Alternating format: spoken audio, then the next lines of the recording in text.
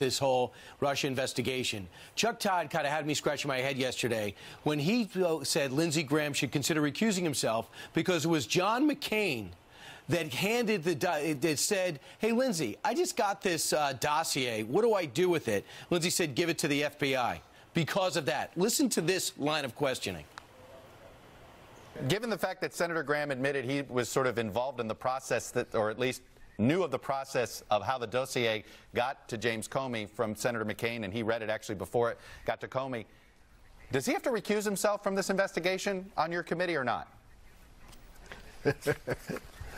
Do you think Lindsey Graham would recuse himself from any investigation? I can't imagine it. Do you believe this? A guy determined to get to the bottom of this, and Chuck Todd is seemingly doing the work for Democrats.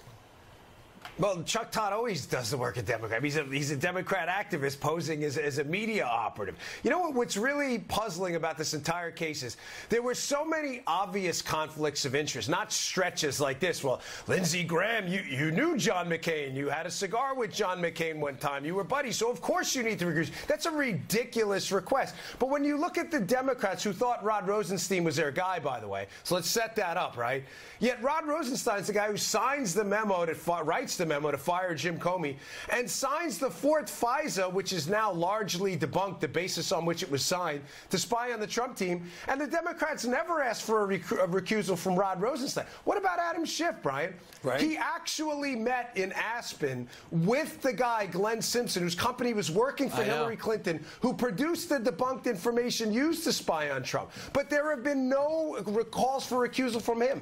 This is just the absolute height of hypocrisy. Chuck Todd should be embarrassed by that question. That's a joke. Well, the Attorney General said he's going to release the full report by April 15th. Democrats were calling for him to do that by tomorrow on the 2nd.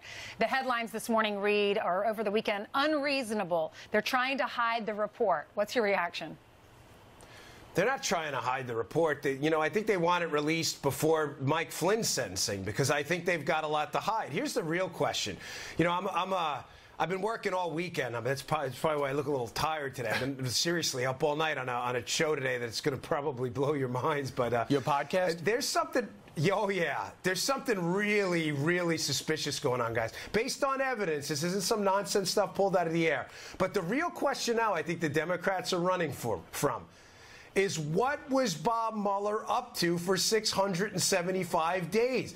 Guys, it's becoming increasingly clear that Bob Mueller knew as early as June of 2017, in other words, a month after he was appointed, and I believe no later than July of 2017, that this collusion thing not only was a hoax, but was a major spying scandal by the Obama administration, yet continued to investigate. And Mike Flynn's a big part of this whole thing. Well, and in fact, the president has made it very clear he wants to go to the very origins of the Mueller report and try to figure out the FISA stuff. And so Republicans, and this could actually be what you're talking about, are trying so hard to get all these documents that launch things released to the public.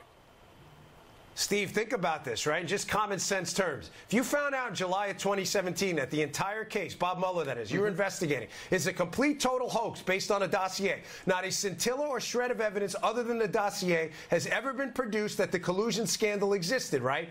Wouldn't you just wrap it up and tell the American people? Yeah. But that's not what happens. Look what happens in July. Within a few days, Paul Manafort's house is raided. Right. George Papadopoulos is arrested at the airport. Why? You're investigating a hoax. Why are you arresting people?